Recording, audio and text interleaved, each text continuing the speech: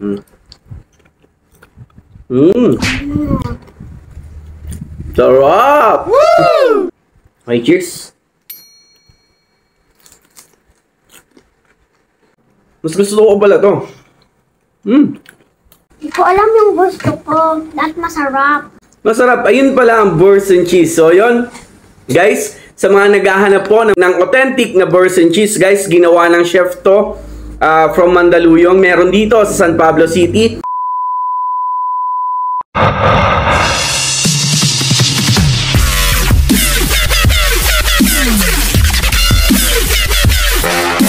So yan guys, another day, another food vlog tayo mga idol. Andito lang po tayo ngayon sa bahay. Kasama ko si... Bonek! Wow. Ayan, yan ang aking baby. So, kasama daw siya ngayon. Meron nagpadala sa atin, guys. So, yung burst and cheese. Ayan, familiar ba kayo sa burst and cheese? Guys, ang burst and cheese ay sikat na sikat sa TikTok. Ayan, so ito yung mga video niya. May nagdi-DIY niyan, mga low cost. Ayan, pero itong ipapakita natin ngayon, nabanggit sa akin is gawa. Si Chef RB po ay sikat sa Mandaluyong, dun sa Soluna Bakes. Ayan, so meron siya nagtimpla nitong burson, tapos dinala dito sa San Pablo. So, ano yung burson? So, eto, pakita ko sa inyo mga idol Ayun. Yan. So, ito yung burst and cheese. Yan. Merong tatlong flavor na pinadala. Actually, 4 yung flavor niyan. So, ito, garlic and herbs. Ayan. Tapos, ito, shallot and chives.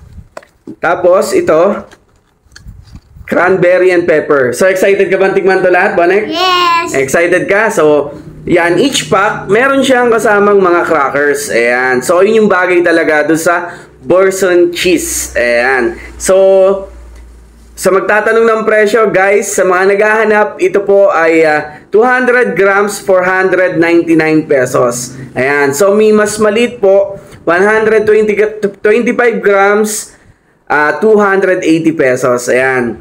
So, buksan na natin? Tikman na natin, Bonek? Okay, let's go! So, umpisahan natin dito sa cranberry and pepper. Ayan, buksan natin. Maanghang? I don't know. Hindi ko alam kung manghang. Yung pepper Hindi naman lahat ng pepper manghang. It's just peppery. Di ba? Ikaw Yan. ito muna. So, nakita ko to. Yan, medyo malambot na. Kasi alam ko chinichill pa to bago kainin Cheese yan?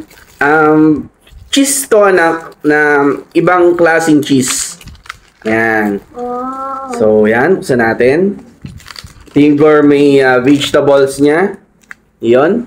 No? So, may kasamang 4. Ito yung crackers niya. So, vegetable crackers nakalagay. Gourmet vegetable crackers. Oh, here. Sabay tayo? Yeah. So, scrape natin yung cheese.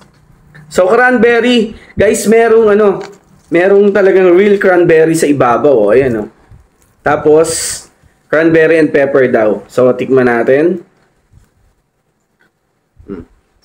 Scrape ka. What? I need to scrape some? Yeah. Takot ako. Okay, cheers. Cheers. Tikman natin. Masarap. Sarap. Sarap yung pagka-cheese niya. Kakaiba, no? So, yun. Hindi lang ako masyadong fanatic ng cranberry. Pero yung mismong cheese niya, yung mixture niya, sarap. Ito pala yung lasa nun, Very yummy. Hindi mahang, di ba? Sausaw ko pa. Kahit pag walang ganito, masarap pa rin. Yung cranberry, no? Kahit walang cranberry, masarap daw. So, next natin tikman, yung shallot and chive. Ayan. Ganun pala lasa, no? Very good. Cream cheese. Sa hindi po may alam, yung cheese po ay made of, nakita ko lang, cream cheese, may butter, ganyan. So, ayan yan. So, ito naman, shallot and chives. Tignan naman natin to.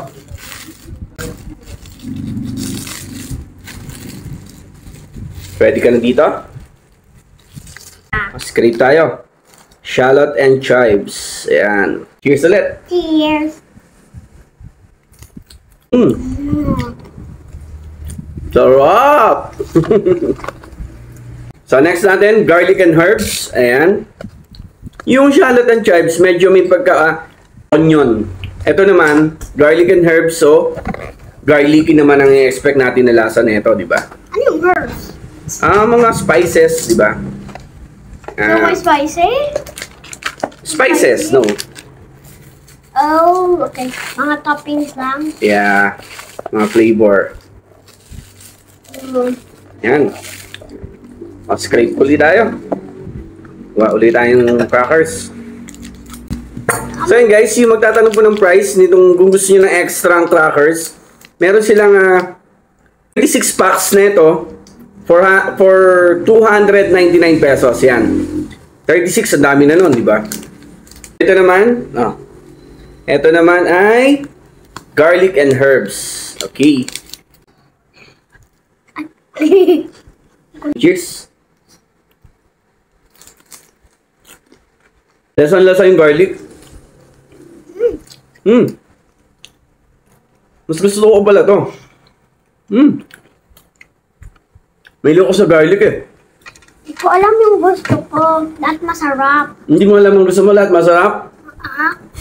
Pero kung ako papipiliin guys on my own opinion, garlic, tapos yung garlic yung pinaka gusto ko, tapos yung shallot and chive, tapos yung cranberry and pepper. Lahat naman sila, isa yung base. Pero, iba't iba lang yung flavor na matitikman mo. Masarap. Ayun pala ang Burson cheese. So, yun. Guys, sa mga naghahanap po ng authentic na Burson cheese, guys, ginawa ng chef to from Mandaluyong. Meron dito sa San Pablo City. Pwede kayong umorder dito sa All About Food. Yan, dito sa San Pablo. So, delivery na lang ang pag-usapan nyo kung paano. So, yun guys. Kung ako sa inyo, tikman nyo na rin itong authentic Burson cheese. Ayan. So, visit their page. Ayan, All About Food. At saka ito pong Soluna Bakeries sa malapit sa Mandaluyong. Masarap? Sarap, no? Try mo na din. Tikman nyo na din. Thank you. Bye.